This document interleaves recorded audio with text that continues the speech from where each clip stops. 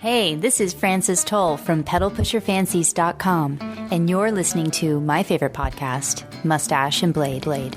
Welcome to the Moustache and Blade podcast, a show dedicated to all things facial fur and traditional wet shaving in an effort to create global facial awareness. And now, here are your hosts, Douglas Smythe and Ryan Stephen Green. Why, hello, this is Douglas Smythe from howtogrowmustache.com, and with me as always, Ryan Stephen Green. And today's show is brought to you by howtogrowmustachestore.com, where you can find Synergy shaving soap as well as many other wet shaving and facial fur accessories. Please stop by and give us a visit today. That's howtogrowmustachestore.com.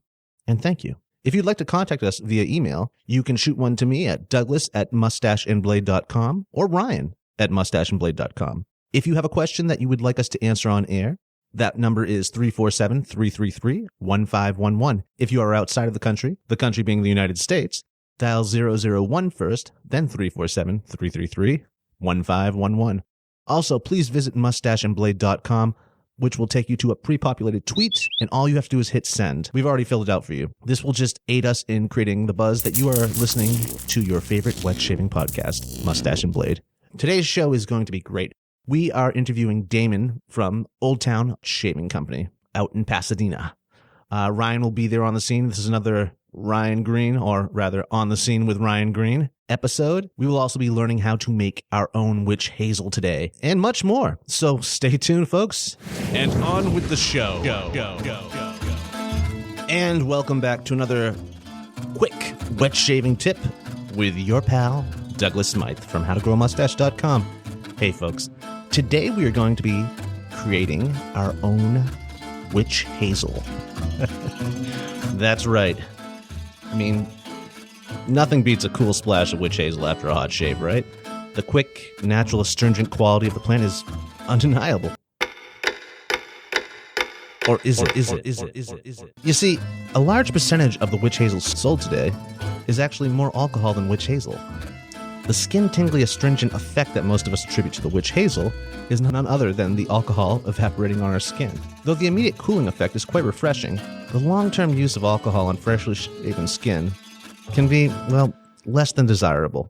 So we here at Moustache and Blade decide to bypass the store-bought stuff and concoct, or rather decoct, our own special blend of this magical stuff. Now, I know a lot of you out there, a lot of our listeners are hikers and campers, which is great, and will aid us in finding some of our own Witch Hazel in the wild. It's that yellow, bushy shrubbery that you see that is probably still in bloom as we speak right now, or as I speak. It's considered a winter bloom because of this. Okay, let's break this down. Witch Hazel, Hamamelis virginiana. Other names include America mansaku, Carpe, Chinlume, Pistachia Noir, Spotted Alder, Snapping Hazelnut, Trilopo, Winterbloom, Tobacco Wood, White Hazel, and rather fittingly, Magician's Wand. It's funny because doing the research for this, these names are from all over the world. Some are Japanese, some are British, some are French. But for the life of me, I could not find any Native American words for Witch Hazel, which is ironic and really speaks a lot of our culture because this plant was so special to the Native Americans. They are, in fact, the good people that turned us onto it. Yet, good luck finding the name for it in any Native American language. I even contacted two of the biggest Witch Hazel distilleries in the country, and they couldn't provide me with the name either. In fact, they were shocked that I would even ask such a question. I then proceeded to search some Native American websites and museums and try to get in contact with them. And I got very few emails back. Everyone was sending me in different directions, and no one could answer my question. Till finally, I reached out to my good friend, Evan Toll, at the Philadelphia Museum of Art. He is a librarian there. He has connections, let's just say that. And he hooked me up with a archival botanist who did have some of the names.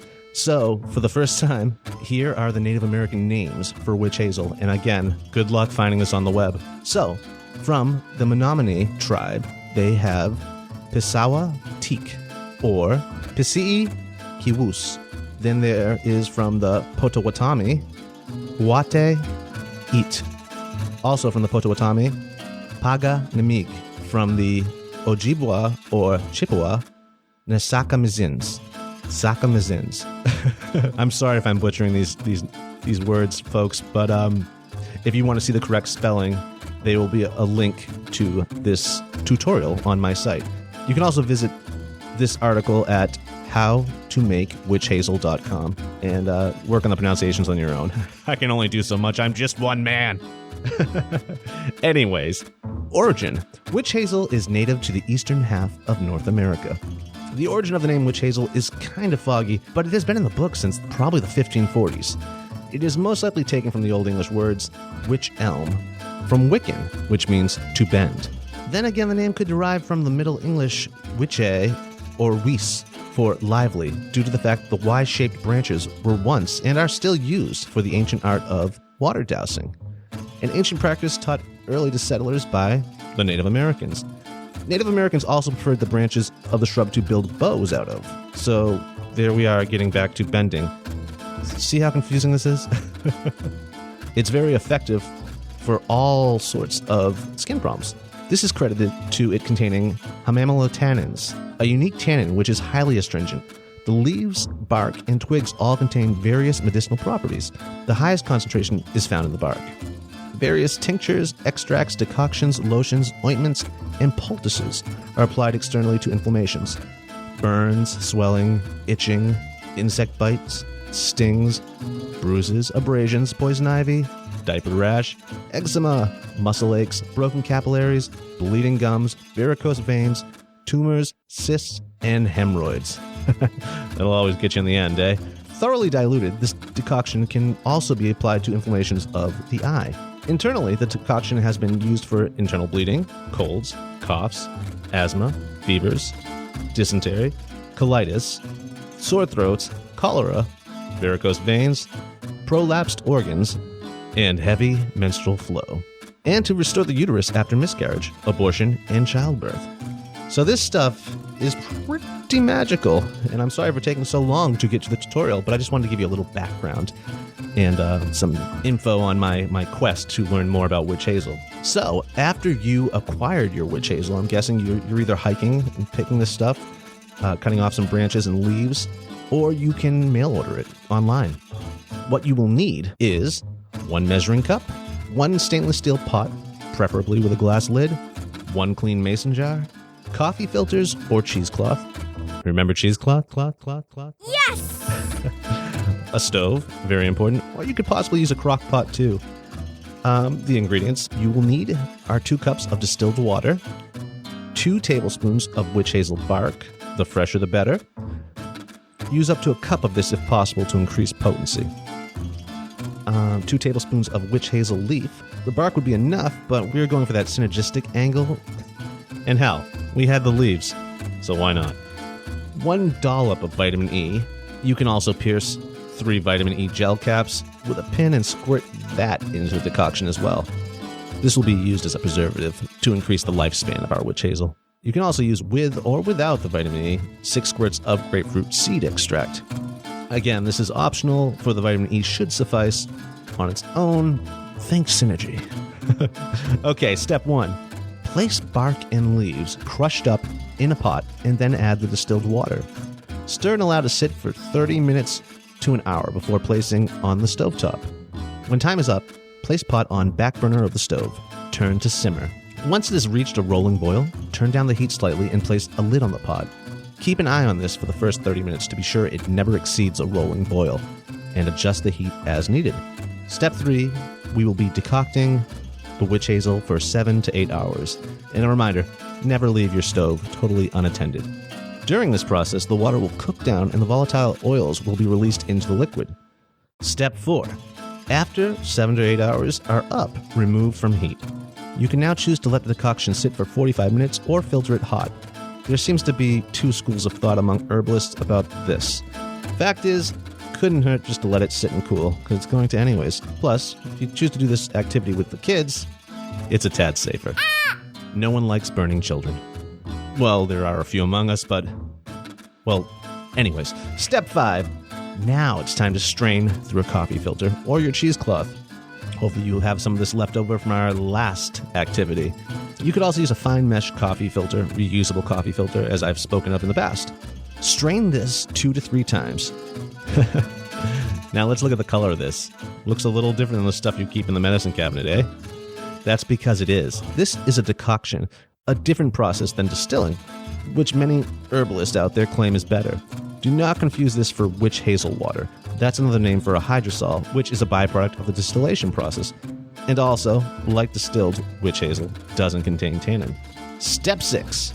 Add 6 drops of grapefruit seed extract and a dollop of vitamin E. Again, these are added to extend the life of your witch hazel while adding their own skin-saving qualities in the process. Step 7. Recap the jar and shake it up for a minute or 2. Bravo! You now hold in your hand a good old-fashioned mason jar full of witch hazel. Unrefrigerated and kept in a cool, dark place, under the sink for most of us, it should keep for a month. Refrigerated, you can expect it to last for a little over 2 months. Regardless, once you start using this daily, it will probably be gone in a couple of weeks. And just remember to shake it well before each use. And there you go, folks. It's another quick wet shaving tip from your friend Douglas Smythe at howtogrowmustache.com. For more information on this and for a breakdown of the instructions and a video tutorial, visit howtomakewitchhazel.com. Thanks again for listening. Good luck. If you have any questions, feel free to email me. And now, on with our show.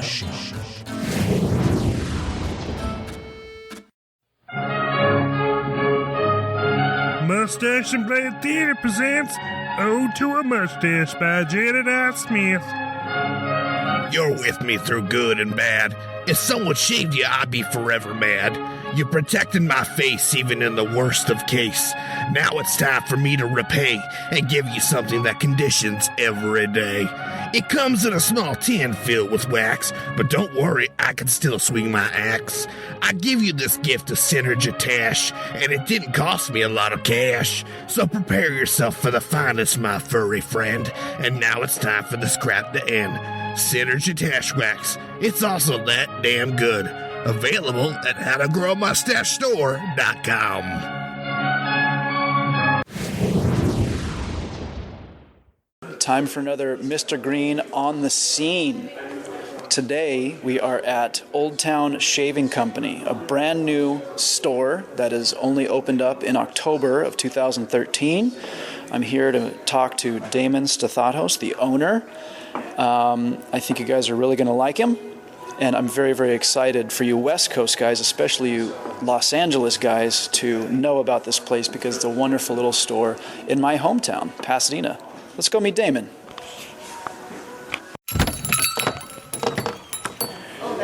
Well, I came in on a Monday morning because I thought it would be nice and quiet in the store, and I could get a nice, easy interview with Damon. And the first thing I realized when I walk in is, even though it is a Monday morning, the store is got quite a crowd gathered here. Damon is with a customer right now, so let's go over and see what they're talking about. $9 or whatever. This is really entry level. These are Simpsons.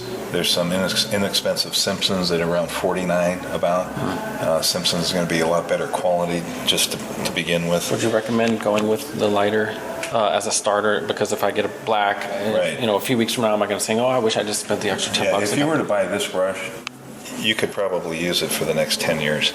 Yeah. I mean, it's not... But as far as like a feel, and I think I kind of wished I had just gone up a little bit, or no? It's that's all a personal thing. I mean, when I set out on stuff like this, I usually end up buying the best I can afford to begin with because I know myself, and I know what I'll end up doing is buying every brush leading up to that until I finally buy the thing that I wanted in the first place. But that's just me, okay? The most of the people that we have start out here. It's probably a good way to start out, and then that way you'll begin to determine what it is in the quality of a brush that you rather have, whether it be stiffer, longer, thicker, fuller, whatever it is. You know what I'm saying? Yeah. And then the next stage is soaps, and you've got just a myriad of choices with soaps. You've got two main players are English soaps and Italian soaps. Any soap that you buy in here is going to give you excellent performance. So, you know, you can think of it as a price-wise. You know, if you want to stay on the lower ends, it's like Parasso, Cella. If you were to walk into an Italian barber, chances are he would either have this soap, he'd shave you with this soap. This has menthol and eucalyptus in it. As you lather it up, it's very cooling on your face. And it's a very popular soap, meaning that guys that just start out use it, all the way up to guys that have been doing this for 50 years use it. So, and this is Cella. So this is another Italian soap, kind of an almond marzipan smell. Yeah. And they're both excellent performers. As long as we're over in the Italian section, I'm going to throw in a plug for Razor Rock. Now, this is a guy named Joe Abentangelo, who's up in Canada, but he's an Italian guy. He makes excellent soaps, and the majority of them are from Italy. And when I started this process up of, you know, going to open a shave shop or whatever, I kind of got to know him, and he's a very nice guy. And he was telling me that he used to make this soaps called Caprician Lemon, but he stopped making it for one reason or another. But that he would make a batch of it for me, for my shop, as kind of a, you know, special deal. So he did, and he named it Inauguration. Old Town Shaving Inauguration as Italian Lemon. That's a shop. Yeah, it's been really, that's here. So it's been really popular because guys that were really into Caprician Lemon, they couldn't get it anymore. Been calling and raving about it. Yeah. And I can attest to the fact that I have my choices shaving with any soap basically I want to. And up to this point or whatever, I was shaving with X-Pac, which is like this really like elusive soap and everything. It's really great soap. But once I got this in, I was so pleasantly surprised that I was so happy with the results that I want to shave with it basically every day. I mean, I kind of thought that it was kind of a pig in the poke, you know what I'm saying? Yeah. But it's a really excellent soap. Anyway, so for Italian soaps, I would suggest either of these two or possibly the Razor Rock soap. Now for English soaps, again, you're going to get, these are all, you know, around $10, $11, $12, something like that. English soaps, again, you're going to get great performance from whatever you buy. This is one. There's four real major English houses. This is one of them, D.R. Harris. They're on kind of the mid to upper end of the spectrum, price-wise and quality-wise. Although the quality you're going to get from any of them are great. Over here is Taylor Hole Bond Street. They have excellent creams. They have a wide variety of scents. They're reasonable. They're $15.95. And you get a great shave from any of them. There's George Trumper, which is above that. Again, a little step up in price-wise off the Taylor. And then there is Trufford and Hill, which I don't carry. They're very high price, but very excellent quality. And then there's other ancillary English houses like Penhaligon, but that's mainly a scent house, but they have excellent shaving products as well. So what I normally suggest to a guy starting out is pick a brush, walk around, smell these soaps, smell Taylor's, if you want, smell some Harris and Trumper, and you're gonna be attracted to one of them basically based on scent, which is a good thing. And that's how you start. Okay. Question for you.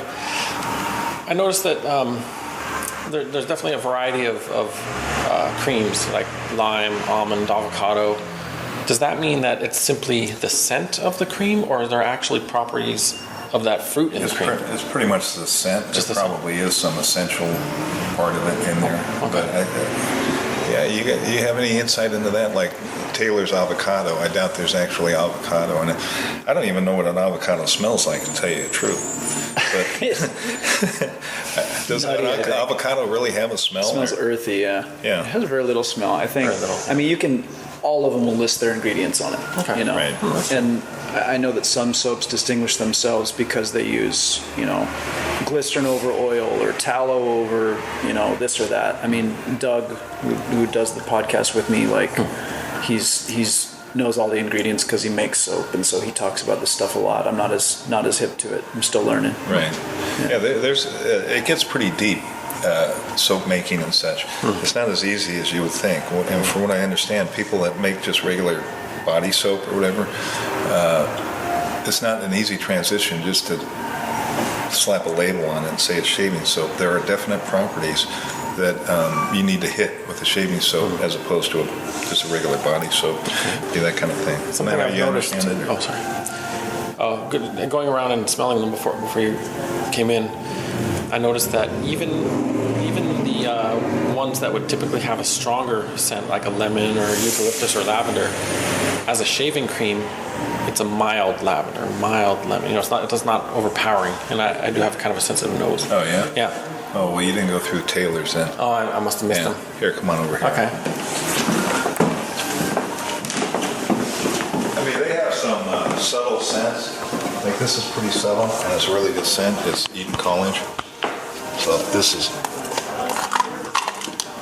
You smell that? I mean, it's pretty decent scent. You say you have trouble smelling, or that you're sensitive? Sensitive. Oh. Just I typically avoid strong scents. I always have a scent-free whatever I'm using in the past. Okay, so hold on to your socks here. This is the grapefruit.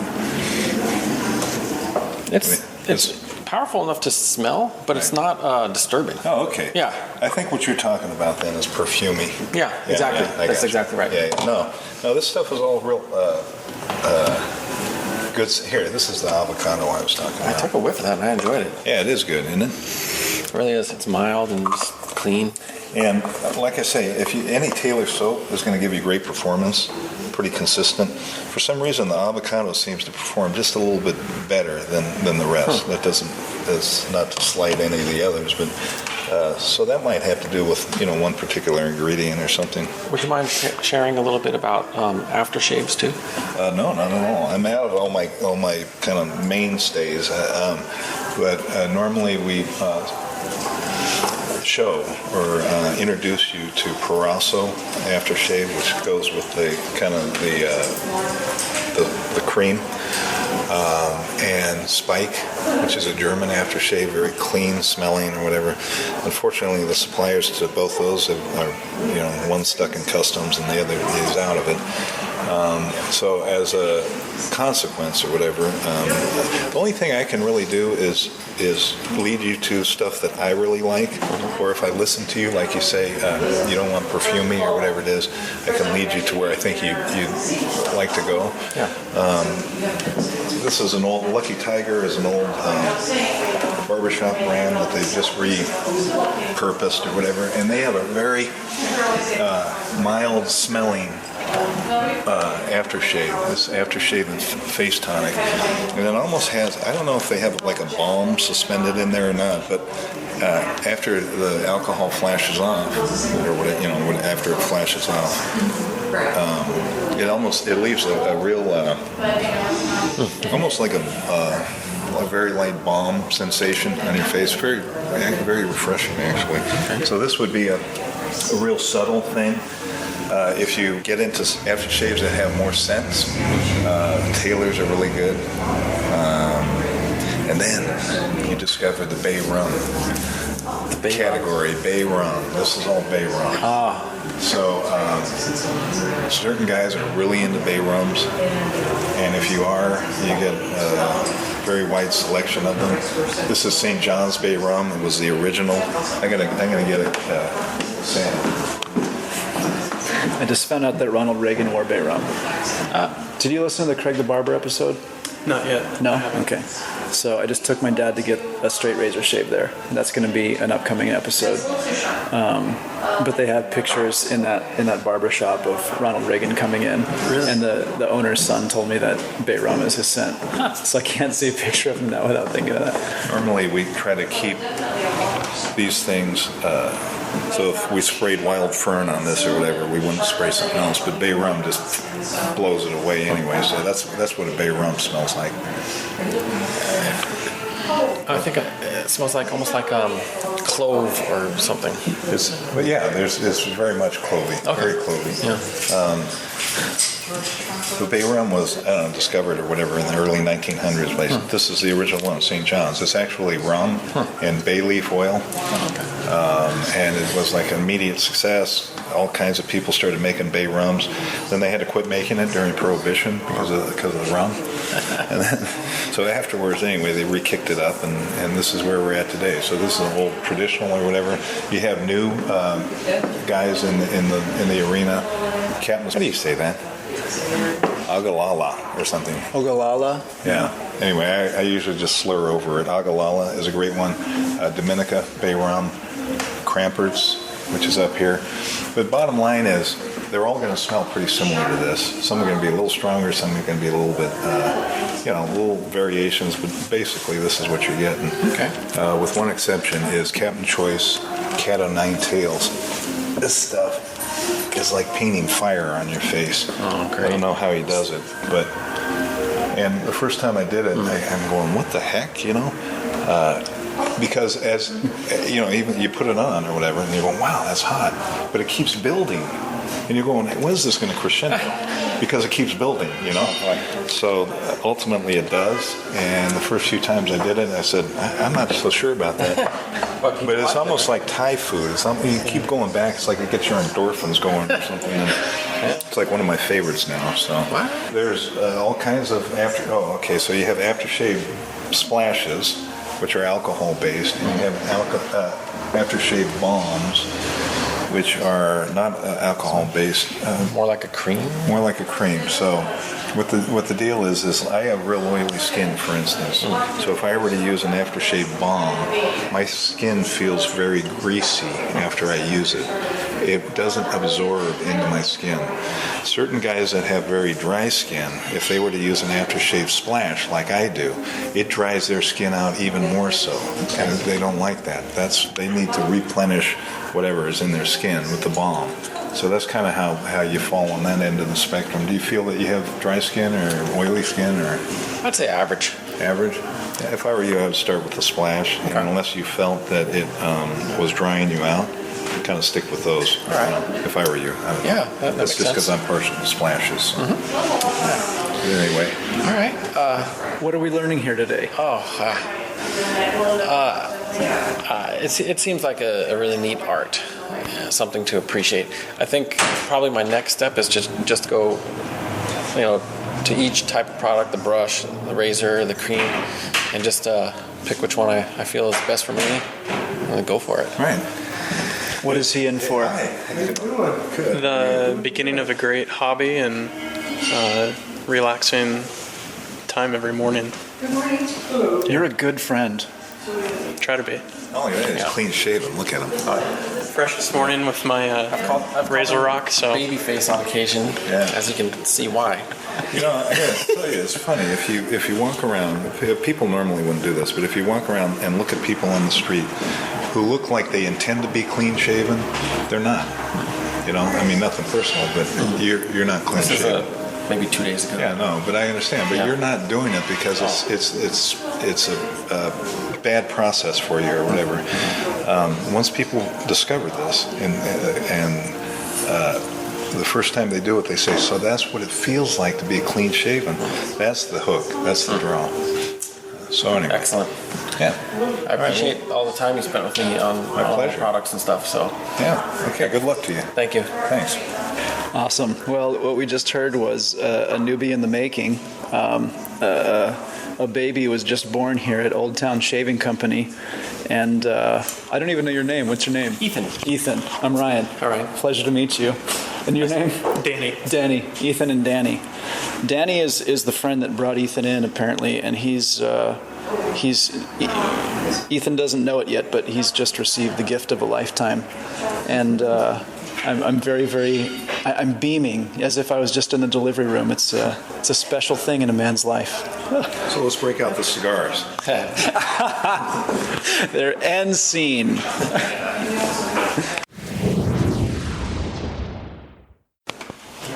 Okay, so Damon just finished up introducing Ethan, a brand new baby, to An initiate. An initiate, there we go, to the ways of wet shaving here in the store. Damon, it's good to be with you. Yeah, thank you, Ryan. It's great to have you here. Thank you for agreeing to do this interview. For somebody who doesn't know you or has never been to the shop, just give us, in a nutshell, a little mini bio about yourself. Who is Damon Stathatos? Damon Stathatos is with his family business Stats, which is an over 50-year family business, and involved in things that are completely different than shaving, primarily seasonal decorations and such. I was given the opportunity to try to introduce some new departments to Stats, and so naturally one of my first ideas was to bring a shaving store to Stats, because being a traditional wet shaver, as I have been for the past 15 or 20 years, I was completely frustrated over the lack of availability of product. So I decided to do that, and I have done it, and here we sit today. I have to say, as a native of Pasadena, it has been a tradition of me and my family since I was born to come to Stats every Christmas, and you've provided many a wonderful memory to me over my lifetime. So I just wanted to thank you for that. Well, thanks. That's good to hear. I hear it a lot, which is surprising. One of the ones I hear the most is, my first job was at Stats. So, anyway, thank you. I appreciate it. And now with a shaving company, an Old Town shaving company that's just packed to the gills with all of the most wonderful products from around the world. How did this portion of Stats come about? Well, like I say, I had the opportunity to bring some new departments in, and I jumped at this opportunity. And it wasn't nearly as easy as I thought it was going to be. The wet shaving world has gone through a tremendous explosion over the last 4 to 6 years.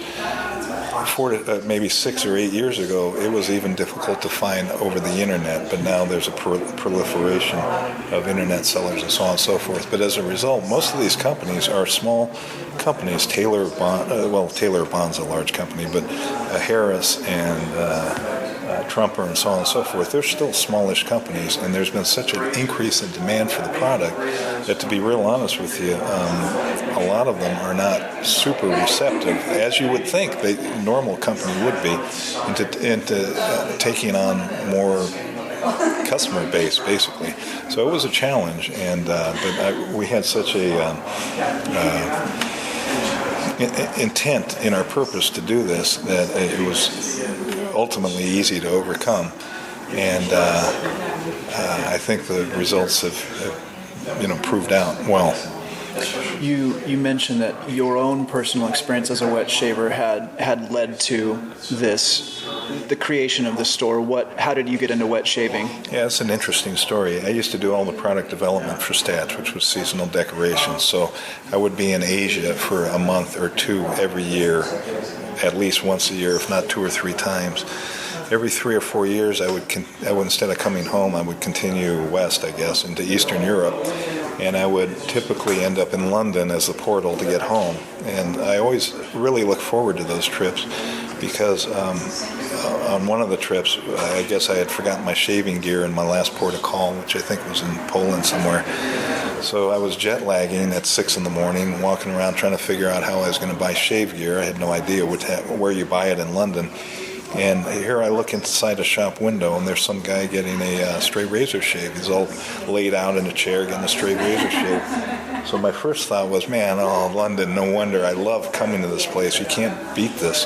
Anyway, I walked in and I said, hey, can I get one of those? And they said, sure you can. And by the end of the process, I turned to them and I said, whatever you just used on me, wrap it all up, because I'm taking it home. And it was from that point on that I was a traditional wet shaver. Product was not available 15 or 20 years ago here, so I used to call them directly and have them ship it. This was Taylor Bond, Royal Post. So I might have been the first importer of Taylor Bond, for all I know. For your own personal purposes, though, or were you selling it as well? No, it was for personal purposes, absolutely.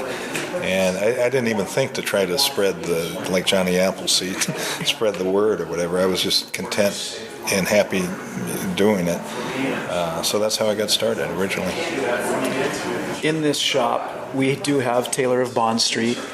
We actually have some of the friends of the podcast. We have Rezo Rock, Joe Batangelo, and we have also Captain's Choice, Scott Brennicke's product, who's another guy that we've had on the podcast. Could you tell me how you got in contact with those two? Yeah, actually, Joe was a pleasure to get in contact with. In starting this out, it's my philosophy to reach out to people in the industry for a couple of reasons. Obviously, for my own advantage, but I always felt that it was better to try to work with the people in your industry rather than try to be in competition with them. And Joe was one of the very few guys that, when I did reach out to him, accepted me with open arms. I can't say enough about Joe. He's a heck of a guy, and he helped me through the process. Even though now my knowledge base is a lot more expanded. In the beginning, I was trying to figure out how to get what and from where. I can't say enough about him. But anyway, that's how I reached out to him. He willingly and happily took me under his wing almost. And then as far as Scott at Captain's Choice, I think I got a hold of him through Badger and Blade. And of course, if you ever read his posts on Badger and Blade, you recognize that he's very enthusiastic about his product. So that was an easy one as well. But we have some others. I don't know if they're friends of your podcast or whatever, but we've got Mystic Waters and Queen Charlotte. At the time, I wanted to really showcase artisans as much as I could, because I came also from out of an industry that was based around artisans, was the exotic hardwood industry over the last 5 or 6 years, and I realized the importance of the artisan movement in any industry. And surprisingly enough, between Mystic Waters and Queen Charlotte and Owls were the only artisans that were interested in being represented here. But their lines are doing excellent, and the people that I introduced their lines to have become very avid and enthusiastic users. It's terrific. Yeah. I did notice one scent from Rezo Rock that I don't think I've seen online, and it's one that's very particular to the store. Could you tell me about that scent? Oh, yeah, sure. That's our Old Town Shaving Inauguration soap. It's a soap that Joe offered to do for us, for me. Like I say, we got to be kind of a friendship going, and he had mentioned to me that used to be one of his best soaps. He called it Caprician Lemon, but that he had to quit making it for one reason or another, and it was sorely missed in his lineup. And he offered to do a batch for me, basically, and put our name on it, just kind of to kick us off. It's something I really appreciate. Not only that, it's been very well received because there was a lot of Caprician Lemon users that were longing for it. So right when we brought it out, we had a big flood of orders and so on and so forth. But it's an excellent performing soap, and I use it daily now. At this moment, we have half a dozen or more people in the store. We see Ethan and Danny, who Ethan is the newbie that was born before our eyes here today. Danny's his friend who introduced him to wet shaving. We have a woman, we have an African American, we have a middle-aged man with a salt and pepper mustache. It's a pretty wide demographic, I guess, for just a dozen people. But what is your typical customer? Who is ordinarily walking through the door? I can't say typical. However, I would say it would be a younger demographic, maybe early 20s to mid 30s. Seem to be, more so. And I've tried to think about that in the past, and I think some of it has to do with people even my age might have remembered double-edge shaving. I started shaving right at the beginning of the track 2, which was the end of double edge. And although I didn't have enough history with the double edge to be, I'm not going to say turned off by it, but what happened was when the track 2 came out, it was a supposed advancement, and it actually was. The track 2 blade cartridge was one heck of a lot better than the cartridges that we have now. There was 2 blades, you got a very close shave, but it was still easy to cut yourself. And what's happened with these cartridges is that they've devolved over the years. They keep trying to engineer them so you don't cut yourself when you shave. But what's happened is the quality of your shave has decreased slowly. Anyway, back to the point is that I think the older demographic isn't so inclined to jump back on the double-edge wagon, whereas the younger demographic is, because they didn't have previous experience with it. That makes total sense to me. I've never heard explained in that way. I myself, obviously, coming from the Mach 5 generation. Right. Interestingly, my father is still with the track 2. He's had the same razor handle for the last 30 years. I just took him to get his first straight razor shave last week. Yeah, that's great. And, actually, he's fortunate that he stayed with the track 2, because of all the cartridges, it's really not that bad of a way to go. Good to know. Good to know. You recall the first time I walked in here. It was on Christmas Eve. I was with my wife. I mentioned the podcast, and you introduced me to one of your workers here, a young man named Zach. Do you remember that incident? Yeah, Can you tell me what happened there? I remember completely. I'm sorry to say that I've been so buried neck deep in work or whatever, I wasn't able to explore the podcast and so on and so forth before that.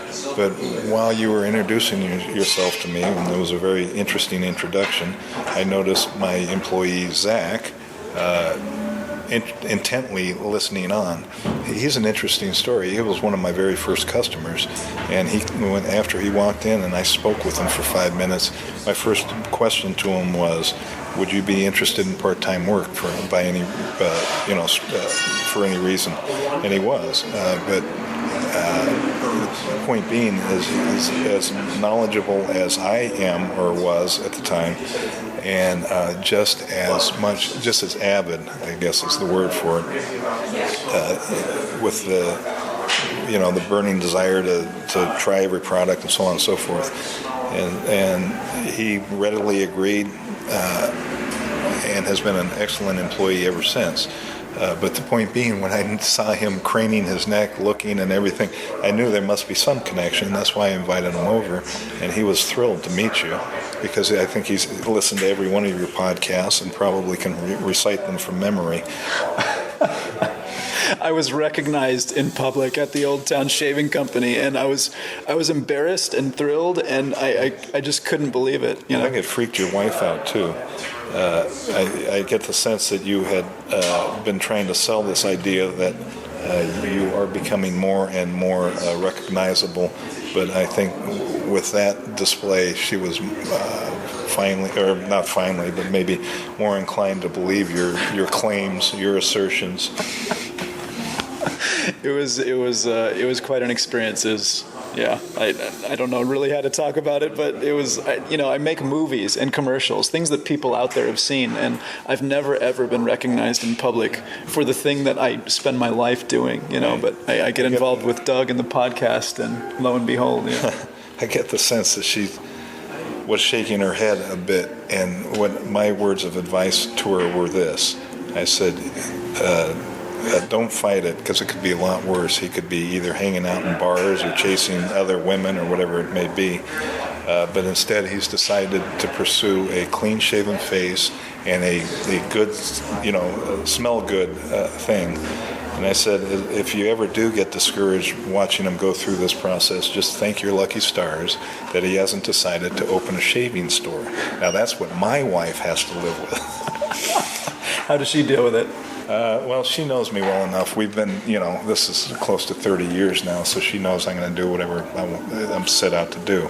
So she's resigned to the fact. So we witnessed it today with Ethan, but what is the typical response of somebody walking into this store for the first time? That's interesting. A lot of times they begin a bit hurried. Just they're going to scan and take a look and see what's going on. But about halfway around the loop of the store or whatever, you can almost see them with every one of them, where their brain all of a sudden slows down and they become fixated on the products that they're looking at. And like I say, you can almost see the moment in their brain when they become interested, which is the majority of them that walk in, because they are not used to seeing product like this. We don't have product like this here.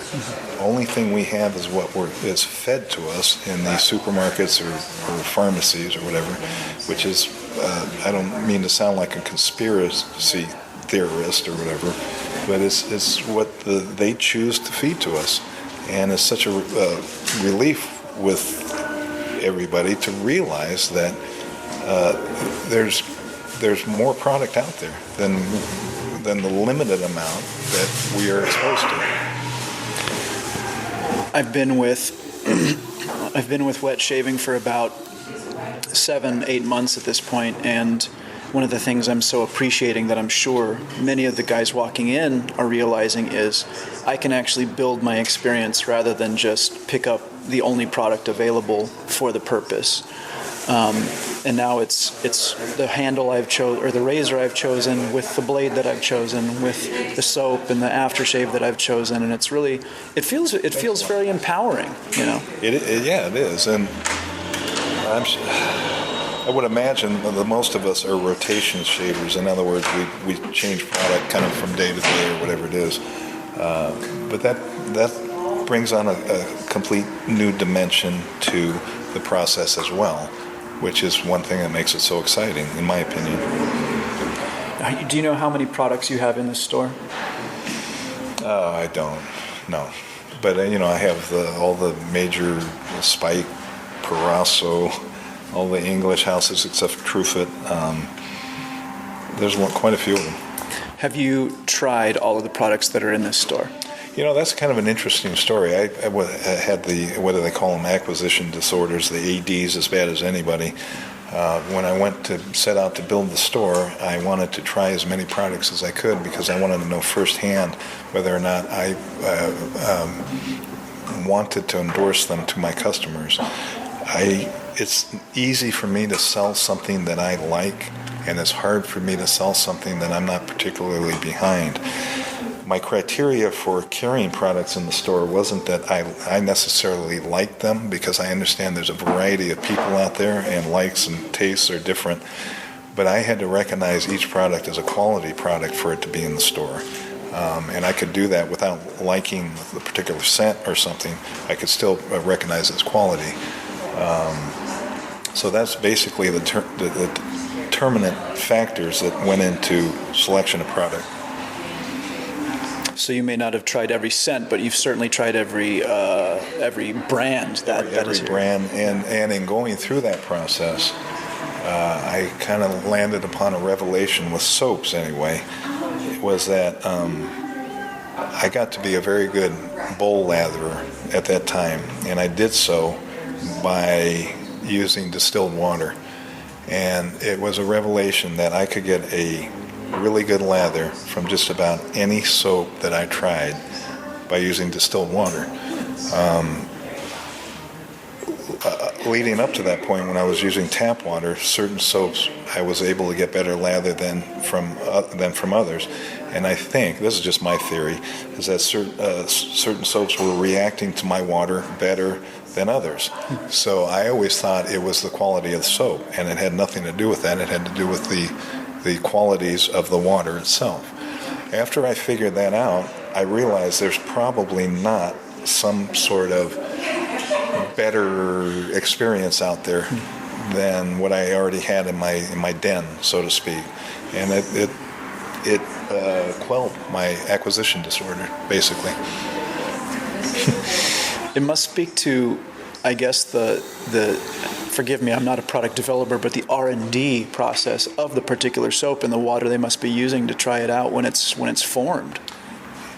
Yeah, I'm not sure of the chemistry of the whole thing, but I would suggest I just keep a bottle of like Arrowhead water. Not Arrowhead, that's not distilled. That's natural spring, but underneath my cabinet or whatever, and I don't use it to wet my face or anything. I just use it to soak my brush.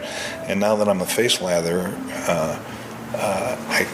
there's not a soap that I don't get an unbelievable lather. There's a few soaps that I consider head and shoulders above the rest. There's no question. But for the most part, I now hold the estimation of all soaps kind of in the same body of product. Mm-hmm. What's in terms of the soaps that are in this store? Do you have, say, 3 favorites or 3 favorite products in this store? I have 2 favorite soaps. Beforehand, I considered Martin DeCandre as head and shoulders above any other. It gave me incredible lather, but I got that with the others using distilled water. It seems like it lasts forever. I've been using it maybe once a week for a year now, and it still looks like the day I took it home. It hasn't gone down a bit. And I love the scent, and I love the shaving properties of it. So that, to me, was the ultimate soap until I got our shipment of X-Spec in. And when I got X-Spec in, the manufacturer was kind enough to send some samplers of it. So I took one of the samplers home, and from that point on, I realized that there's something different about that cream. It's a cream. It produces a lather which is a completely unique experience to me. It's almost as if there's a cold cream or some sort of component infused in it, which creates a completely different experience. That, coupled with the shaving properties, coupled with the after effects, it leaves my skin feeling great, make me now put that as in a league of its own. Mm-hmm.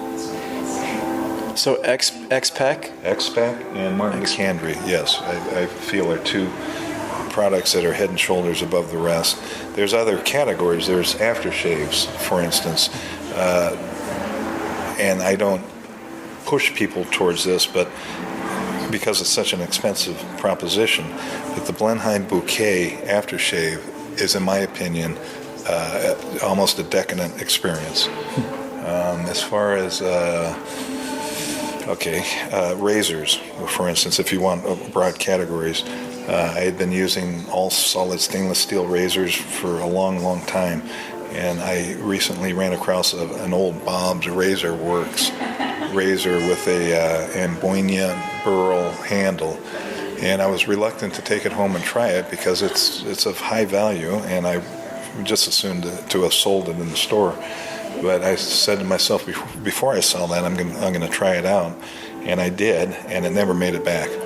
And it's been my daily shaver ever since. There's that AD again. Well, it's more of a revelation of, wow, I finally found something that really working for me. It's a beautiful razor, and it gives me unbelievable shaves. There's currently, although we have a barber chair in the store here, there's no actual barbering service offered. Is that something that's in the works in the future? Or? It's really not. It never. I considered it briefly in the build-up of the store. As I do everything, I try to research the possibility. And here's a prime example. Before I bought X-Spec sight unseen, and I had never used it, I did research on it. I could not find one comment from anybody that was a negative comment about X-Spec. As a matter of fact, the only thing I could find was that people extolling what an unbelievable experience it was. So that made it easier for me to basically buy it sight unseen. As far as the shaving in the store itself, I know the Art of Shaving does it. I hung out in front of the Art of Shaving for periods of time just to kind of see how they operate and so on and so forth. Most of the time, the guy was standing there with his hands in his pocket trying to bark people in.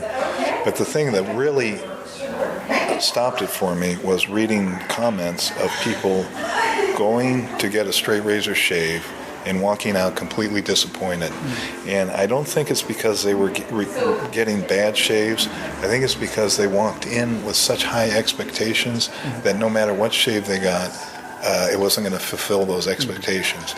I think that's what it was. Anyway, at that point I decided, first of all, we don't have really enough room for it. I'm going to leave it to the barbers to do. And but it kind of hits a nerve, that question, because 9 times out of 10 people walk into the store and ask if we give straight razor shaving, and what our response is no, but I have every product in the store that you can do this on your own every day in your own bathroom. And they say? For the most part, then they start looking around, and either they're interested in the process or not. You started your wet shaving with a straight razor shave at a barber. Is that something that you go back to frequently, or have you done straight razor shaves since? It was the only straight razor shave I ever had, to be very honest with you. And I hate to say this, being in the business, I get such great shaves from the DE that I never had the real burning desire to go through the process of the straights, because I understand what the process is. Now that I'm firmly embedded in the shop, my interest is now beginning to peak, a lot further, and I will end up straight razor shaving. But leading up to this point, I was completely thrilled with getting as close a shave with the double edges as I did with the straight originally, and so that's the way I'd gone through it for 15 years. What, in terms of the guys that come in, how does it break down between DE, straight razor, guys who are still on the mocks? Because I see that you also offer, cartridge razors over here. Yeah, we try to appeal to as broad a spectrum as we can. There is the customer that walks in and walks right to these display cases and says to me, I want to buy a straight razor. And at that point, I begin to ask them why. And for the most part, it's because they have this romantic image in their mind, or they've seen a movie or whatever it is. But as soon as I explain to them what the commitment is in a straight razor, and how most people, not all, that end up using a straight razor start out with either a double edge or at the most a shavette. Most of them walk in thinking it's just they're going to buy a straight razor and they're going to be straight razor shaving that night, and that's just not the case. I rather try to educate a guy rather than just sell him something, because I know what he'll do is he'll go home, he'll hurt himself, he'll throw the razor into the drawer, and that will be the end of him as far as traditional wet shaving. And I don't want that. What I want him to do is I want him to experience this world correctly. I can say that after we interviewed Lynn Abrams for the podcast, and I told him about a straight razor that I inherited from my great-grandfather. It's a straight razor that I've come to find out is over 120 years old. He honed it for me, sent it back. It came back. I won't say it was looking brand new, because it's very old and it's very used, as he pointed out. It's no longer wide. It's been honed so many times that it's a very thin razor. But he also gave me some pointers on how to shave with it, saying, first of all, don't shave your whole face, only shave your right sideburn. And I thought, that's kind of silly, but he's like, you got to get used to the angle and the pressure. It's something totally different than you've ever experienced, and you got to get it down just on the safe area that's easy. Then you can add your second sideburn, then you can add your neck, and then you can finally add your chin that has a ton of angles and is very difficult to shave with a straight razor. And I've been doing it for 6 weeks now, and it is laborious, and it is very unforgiving. But it's also very exciting to tap in, I think, to the history and to, especially of an heirloom, razor that's come into my possession. So definitely not something I ever saw on my to-do list, shaving with a straight razor. But Well, he's given you very good advice, and you're fortunate that he was able to rehab the razor for you. That's the one thing that people don't understand, is that is an art in itself, and it's an acquired talent. It's not something you're able to do from the first time you try it, honing and rehabbing and so on and so forth. And I'm sure he destroyed many a blade before he got it down to the science he has. He's one of the personalities, one of the top of that division or whatever, and I look forward to at some point interacting with him myself. So we'll wrap this up here. I'd just like to ask one last question, where do you see this store going? Where do you see this scene going? What are you looking forward to? Yeah, I see nothing but good things going forward. When we first opened in the beginning of October, with everybody that walked in, we had a large percentage of people interested, and a slightly smaller percentage of people that we actually sold.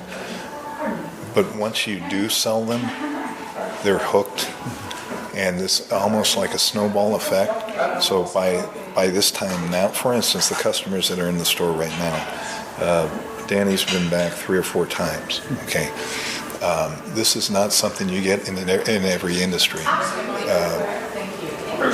And I know it's only a matter of time before we book, so to speak, enough,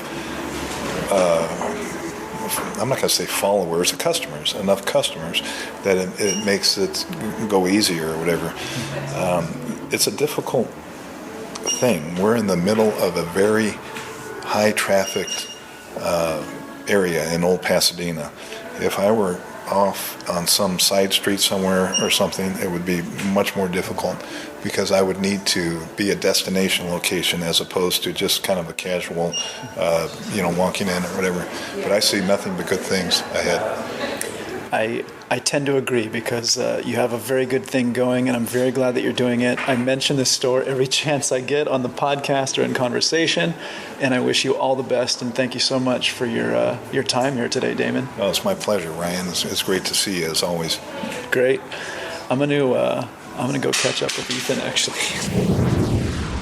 As I've been chatting here with Damon, Ethan, the newbie in the making, who we met when we walked into the store, has been making the rounds and has seemingly picked out some products and is checking out right now. So let's catch up with him and see what's going on. So, Ethan, what's happening here? What's going on here? Just checked out, and I have my starter items. I went with, let's see here. We got very basic Mercure C23C blade. Went with, as far as cream goes, this was kind of tugging at me since I walked in the store. Taylor avocado. It's mild and seems like something I'd like. I got a basic stand. Just seems nice. As far as aftershave, I went with a balm instead of a splash, because I like the idea of more of a cream instead of like an alcohol-y thing that kind of burns off. So I went with a Razor Rock Don Marco, nice and mild. Mm-hmm. Shout out to Joe, new customer Joe, here at Old Town Shaving Company. And the brush, went with the Simpson B2 Pure Badger. Seemed like a nice starter brush. There was another identical size, identical price Simpson Pure. It was, I forget the number on it, 46 or something like that. But it just seemed like the handle on this one felt better to me, so I went with it. And then, did you get blades as well? I went with, there was like a 6-blade variety pack that they threw in with the dispenser. So I figure I'll go through the 6, and it's mild to moderate, and see which one feels the best to me. That way when I come back, I'll be able to have an idea. I think that's a good way to go. Well, I'm very glad to have run into you here today. I think you're in for a very, very good thing, as I stated earlier. Danny has given you the gift of a lifetime. I'm very, very happy for you. It was fun. When do you think you're going to go home and shave? I was thinking tomorrow morning, so we'll see. Now, hold on a second. You have about 2 days worth of growth on your face right now, and you're going to wait till tomorrow morning? It's not even noon yet today. This is kind of interesting because, believe it or not, in addition to the fact that I don't really enjoy shaving, That's about to change. About to change. I kind of like the look of a 3-day scruff, but if I enjoy shaving more than that, I might be enjoying that less. Let's see. I think the days of the designer stubble are pretty much at an end, at least for this one. Yeah, so I'm looking forward to it. It should be fun. Cool. Well, Ethan, it's a pleasure to have made your acquaintance. I have a feeling we have made a new listener out of you as well to Moustache and Blade podcast. Thanks, Ryan. Where you can now hear yourself. You have been listening to the Moustache and Blade podcast. Thanks for listening, and please leave us a review on iTunes. Almost clean shaven, but hardly clean cut. Moustache and Blade.